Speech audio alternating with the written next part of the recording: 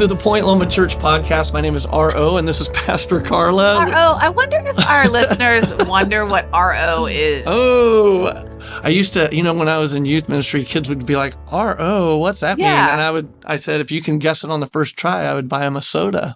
But you have to let us that it is like initials. It's initials. not like Arlo. Right. It's not like someone it's not A-R. Someone did ask me how to spell it once, and I said R-O. And yeah. like, oh. That's what I mean. Okay. So anyway, it's Robert Owen Smith IV for those of you that care. Okay. Anyway, there.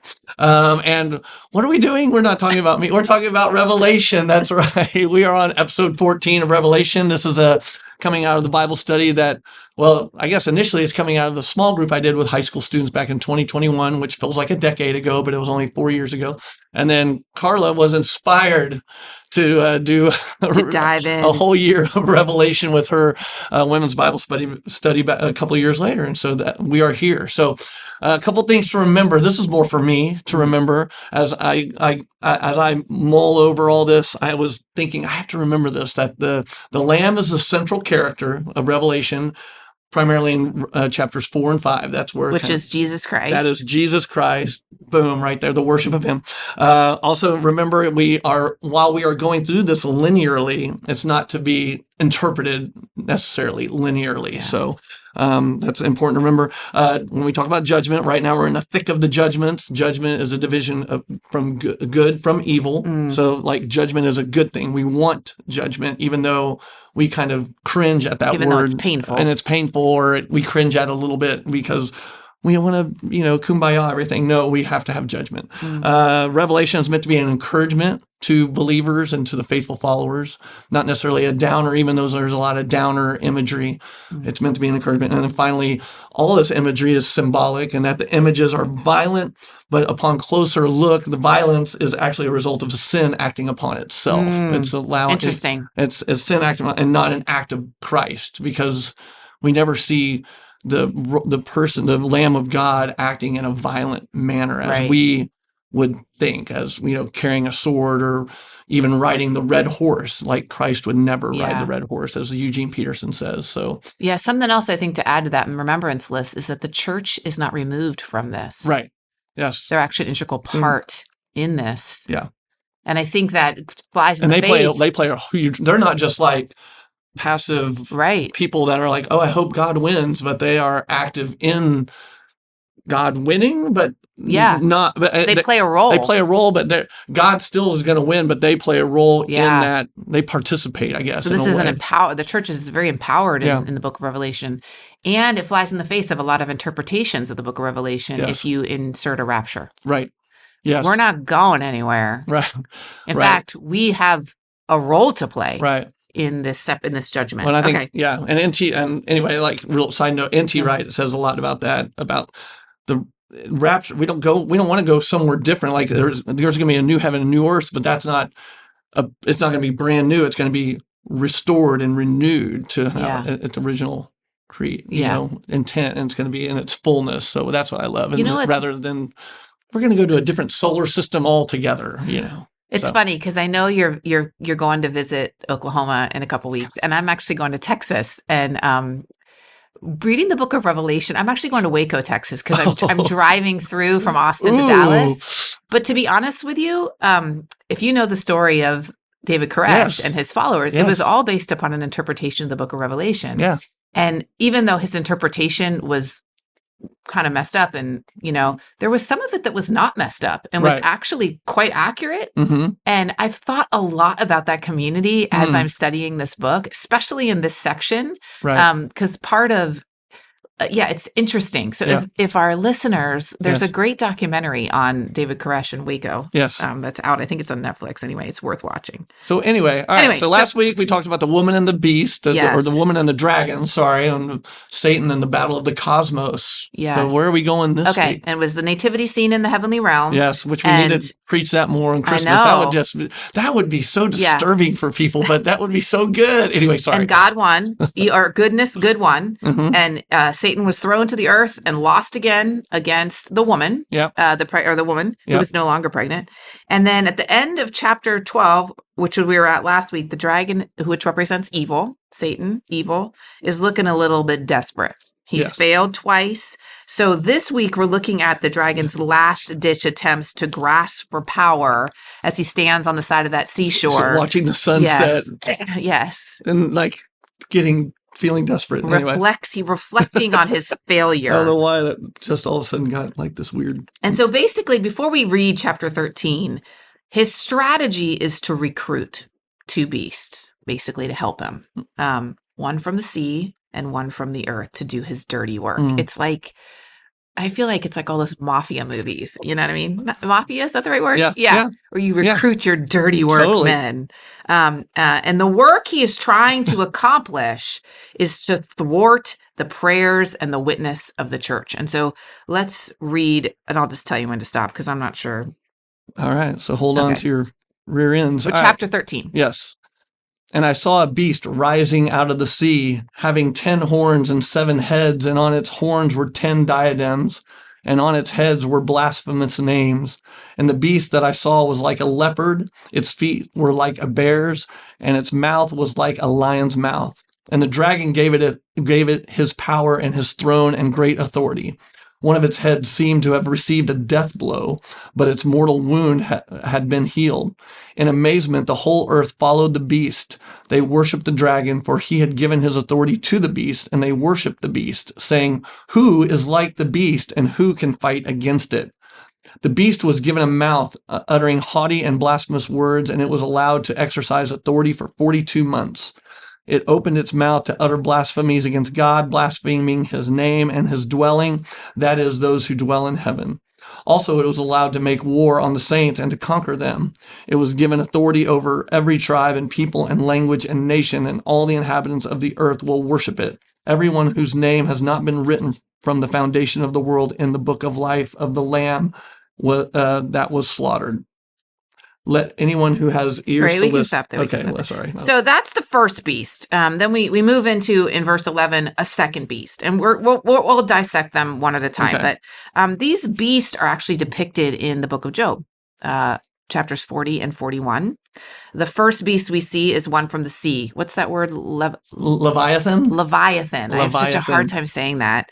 And then we have the other that comes from the earth, which is the behemoth. Okay. Now, these 2 beasts in Job. See, I can't say behemoth. I know. That's why we work together. Yeah, there you go. These beasts in Job are awesome creatures.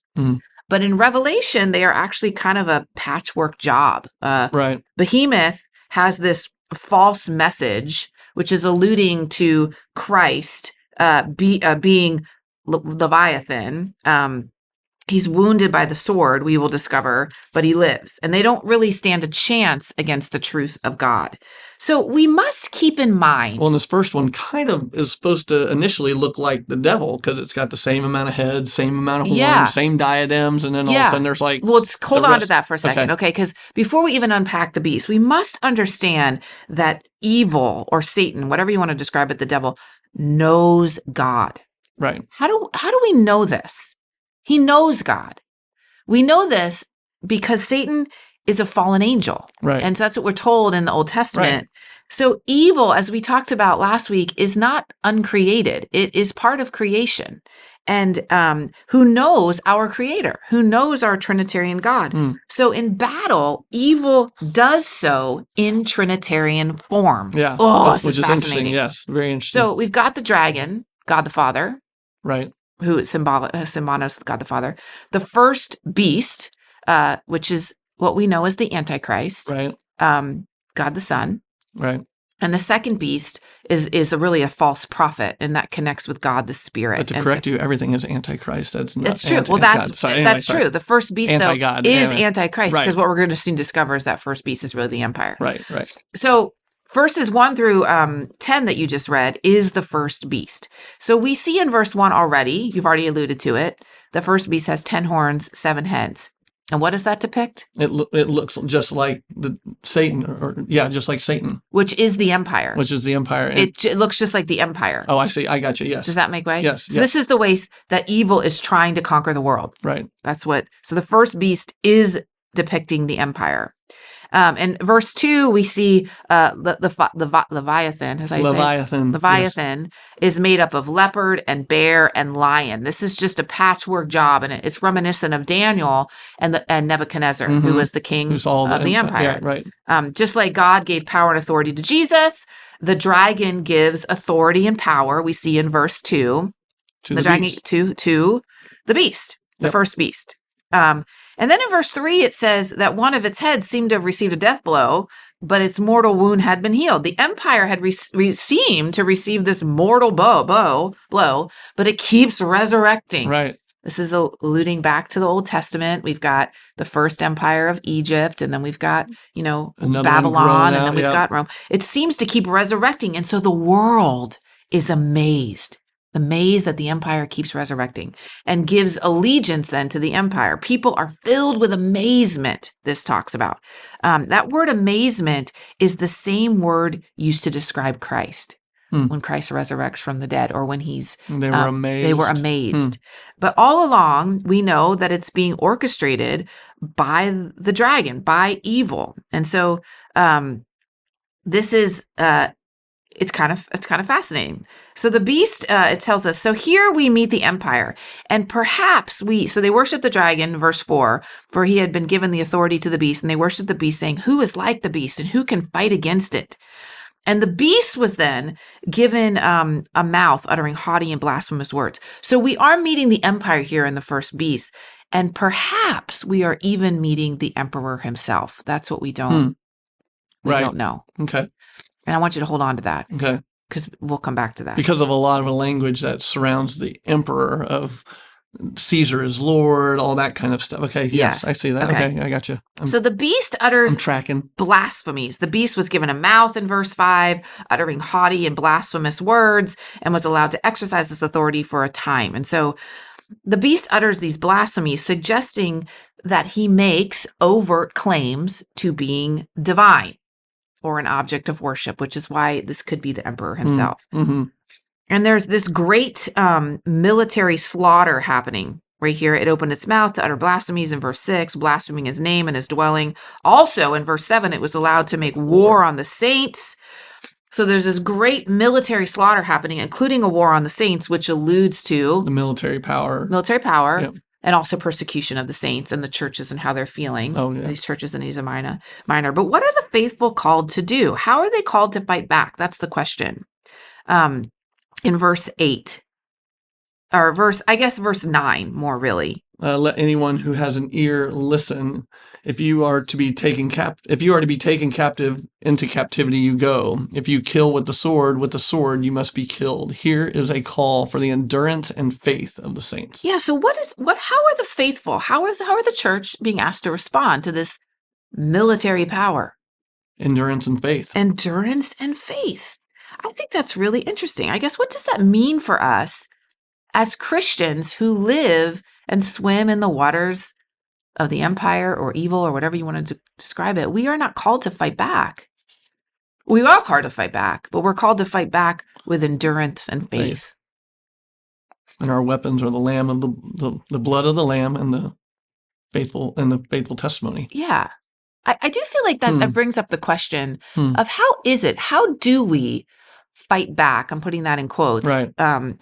Against the empire in a practical sense, because we aren't called to just submit. Right. Yeah. Because I think Eugene Peterson talks about that, where our two kind of temptations is to kind of fight back with violence, or to just sit back and passively and not do anything. And that was, I remember when I was reading that, I was kind of going, okay, what is the third way? Because that's the struggle, is figuring out what is the third way. That is the third way. What he's presenting here. Right. What does that look like? What does that look like? What does that look like and practically? So I think it was Eugene Peterson that actually quoted this or said this. It requires high energy to meet the sword with willed suffering, with embraced sacrifice. Mm-hmm. I feel like those words he uses, willed, like we're choosing to suffer. We are embracing sacrifice. Right. And that is, to me, those are very active things. Yes. That are incredibly in the face, or it's like in the face of the military might of the empire.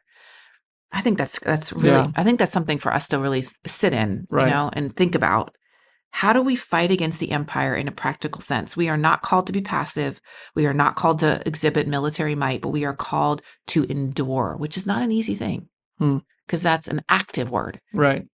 And have faith. Right. Yeah, because I think when we think active, it's like, okay, well, I don't want to take a sword and I don't want to sit back, so I'm going to write a letter.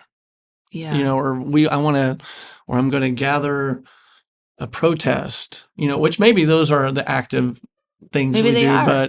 but faith is such a choosing to endure and choosing faith, I think that's hard for us because it's kind of intrinsic, or it doesn't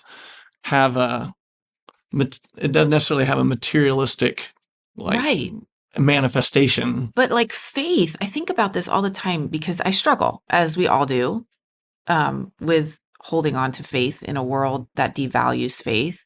I mean, we are so modernistic, so heady. Faith has become synonymous with myth in many ways. I don't know, you know what I'm saying? Yes. Like it's not valued in our culture. Yet if you remove faith from the fabric of our culture, our culture becomes very dull, first of all, because in faith there is imagination, and it's like removing all beauty from this world. It's like removing all the good things that we love are connected to faith, and that's what we're called to hang on to, which honestly is really hard.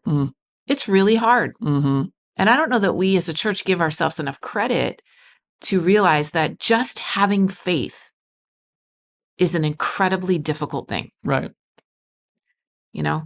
Okay. Yeah. We're moving on.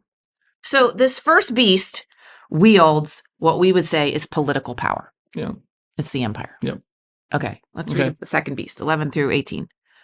Then I saw another beast that rose out of the earth. It had 2 horns like a lamb, and it spoke like a dragon. It exercises all the authority of the first beast on its behalf, and it makes the earth and its inhabitants worship the first beast, whose mortal wound had been healed. It performs great signs, even making fire come down from heaven to the earth, in the sight of all, and by the signs that it is allowed to perform on behalf of the beast. It deceives the inhabitants of earth, telling them to make an image for the beast that has been wounded by the sword and yet lived. And it was allowed to give breath to the image of the beast, so that the image of the beast could even speak and cause those who would not worship the image of the beast to be killed. Also, it causes all, both great and small, both rich and poor, both free and slave, to be marked on the right hand or the forehead, so that no one can buy or sell who does not have the mark, that is the name of the beast or the number of its name. This calls for wisdom. Let anyone with understanding calculate the number of the beast, for it is the number of a person. Its number is 666. Cool. Yeah. So I'm getting emotional while you're reading this because I already know the interpretation of this text. And if you knew it, you would be getting emotional too, which you're about to. Okay. All right. So the first beast wields political power. Right. The second beast wields religious power.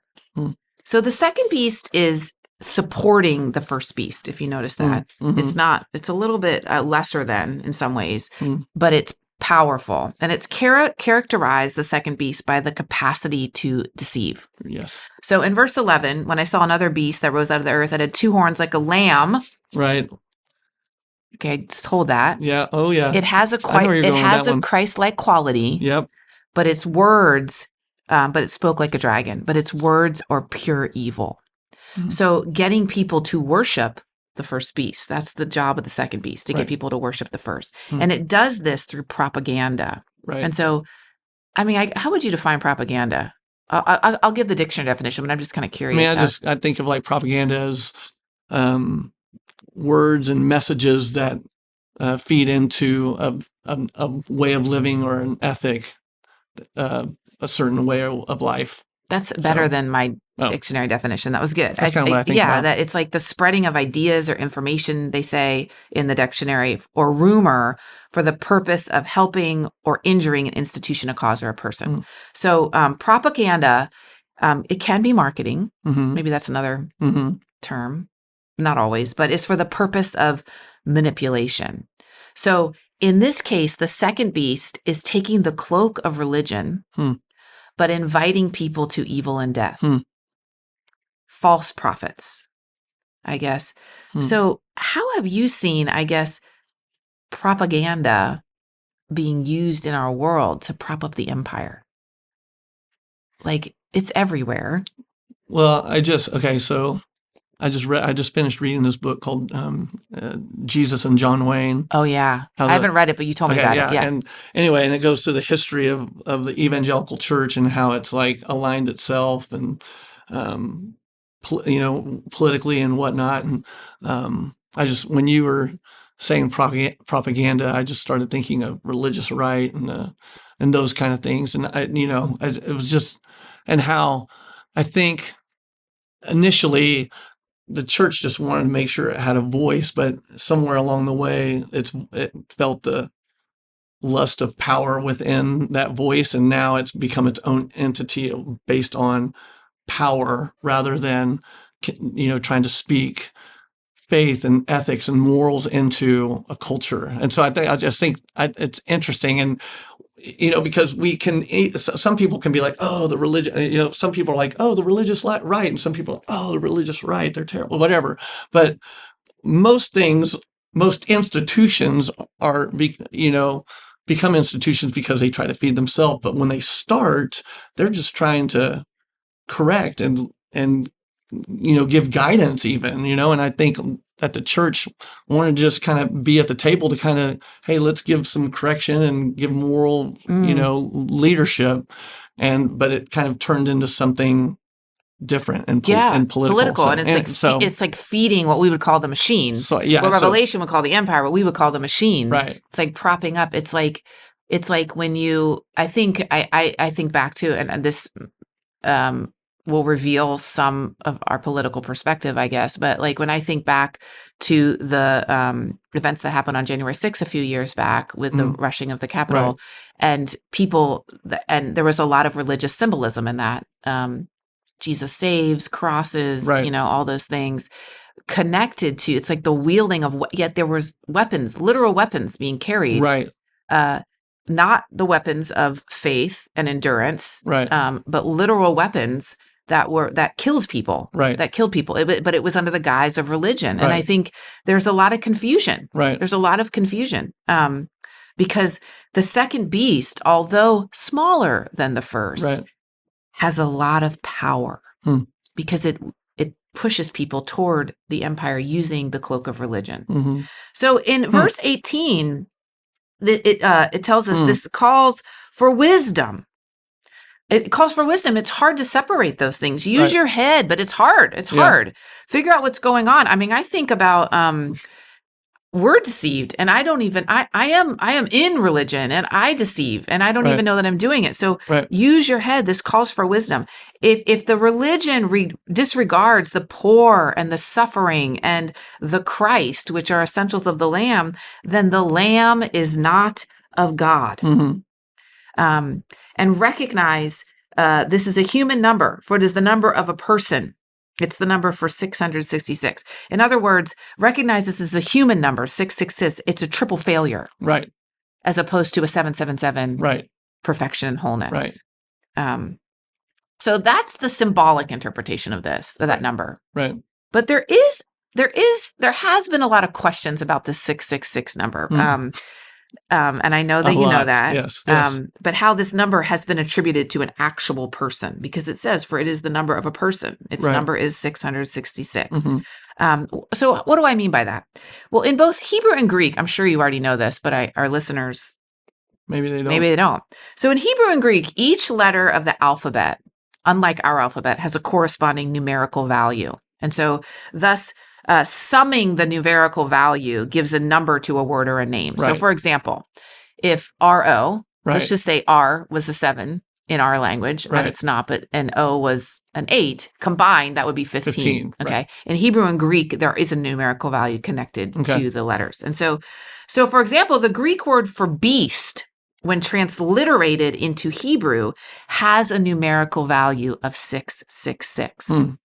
Or when the Greek version of Nero Caesar, is transliterated into Hebrew, the numerical value is also 666. And so That's why there's been a lot of speculation about whether this is a person, like an actual person, and it very well could be. Right. It could be, what do you call it?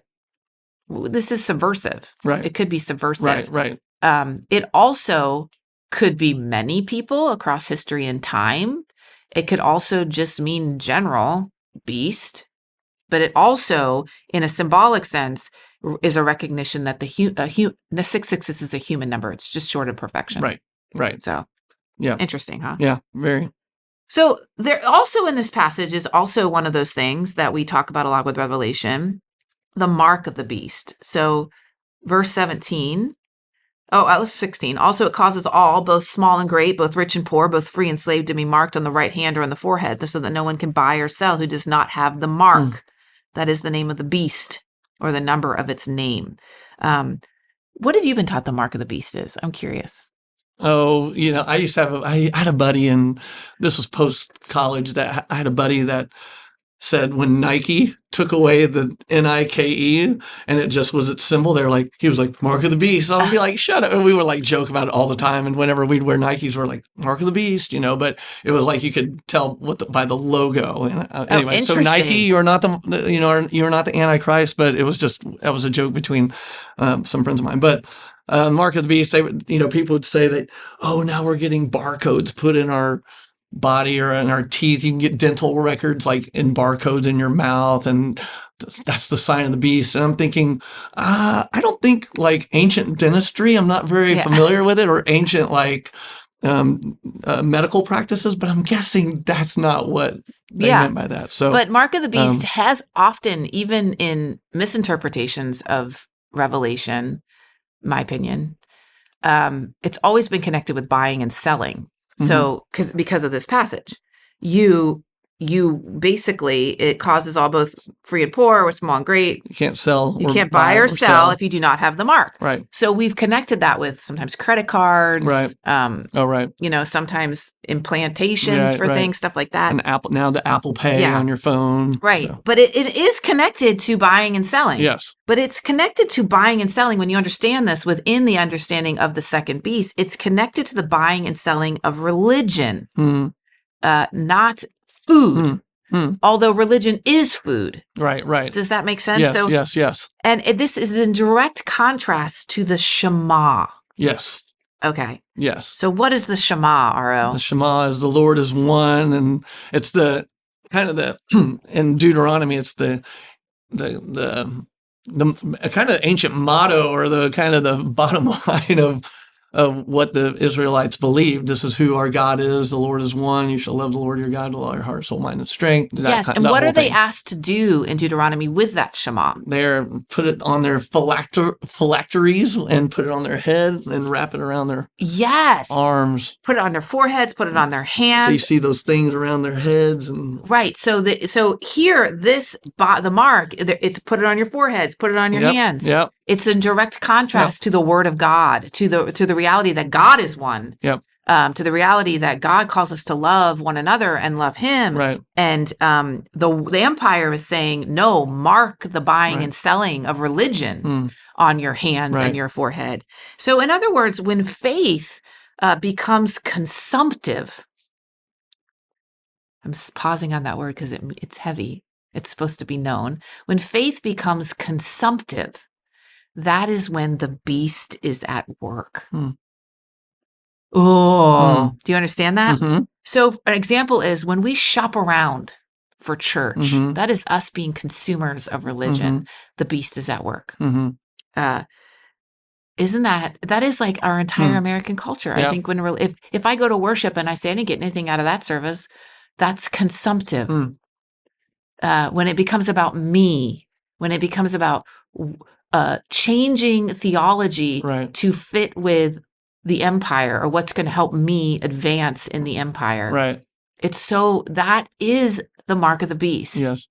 Isn't that fascinating? Yeah. Now I go back to what does Luther, now I know why Luther didn't like Revelation. Totally. You know what I'm saying? Because why? Because the Reformation, we now have inserted words like church shopping, and I want to go where I feel connected rather than like, I'm going to go into a community where whether I'm connected or not, this is my 100%. family, my I just made people. that connection when you said that. That's totally why Martin Luther didn't like Revelation. Yeah. Because this faith and endurance Right. was not necessarily his thing within the church. It was, let me go worship how as I want to worship. Right. And that wasn't his, I don't think, base intention, but so we won't get comments about that. So I love how Eugene Peterson writes this. I know we're running kind of out of time, but he says that the dragon, the sea beast, and the land beast, which we've been talking about, are a satanic satanic trinity that infiltrates the political world in order to deflect our worship from the God who we cannot see to the authorities that we can see, and to deceive us into buying into a religion or a belief system that visibly results in self-gratification. That's what it is. Do you see that? All right. So that, but this is where we're going to go next podcast. That's not the only story going on here. That what we can see with our eyes and the unholy trinity, that there is more to the story. So that's what John is going to paint for us in the next section of Revelation, that yes, we are living in this world. We live under the empire. We have the buying and selling of religion to prop up the empire. But that is not the only story that's going on. Just like it wasn't the only story in the midst of the judgments of the seals and the trumpets, the church was also there. And so next week we're going to find out what the rest of the story is. Are we already 30 minutes in? I feel like, we can do so much on these beasts. I know, the beasts. They're so interesting. Anyway, the whole unholy trinity, because what caught my eye, when reading through the last thing, verse 11, where it said, where did it say? Verse 15, it was allowed to give breath to the image of the beast. I was just like, that's the Holy Spirit of the Trinity, right? To get the breath. And and then I was just like, oh man, how does the church in a way give breath to the empire? And anyway, so I don't know, I was thinking about the role of the Trinity and how this is the unholy, the false Trinity, the fake Trinity, the unholy Trinity, whatever. Yeah. And think about this. Now that you're there, and it was allowed to give breath to the image, verse 15, of the beast, so that the image of the beast could even speak and cause those who would not worship the image of the beast to be killed. Right. And obviously they're talking about persecution under the Roman Empire. But I think about, like, even today, the church and the guise of religion, that the religion that's propping up the empire, sometimes speaks and actually ends up sacrificing true believers on the altar because of their whacked out perspective. Yes. Trying to prop up the empire. Yes. Do you know what I mean? Yes, totally. Which I can go back to that book because there was some of those stories, but I'm not going back. The Jesus and John Wayne. Anyway.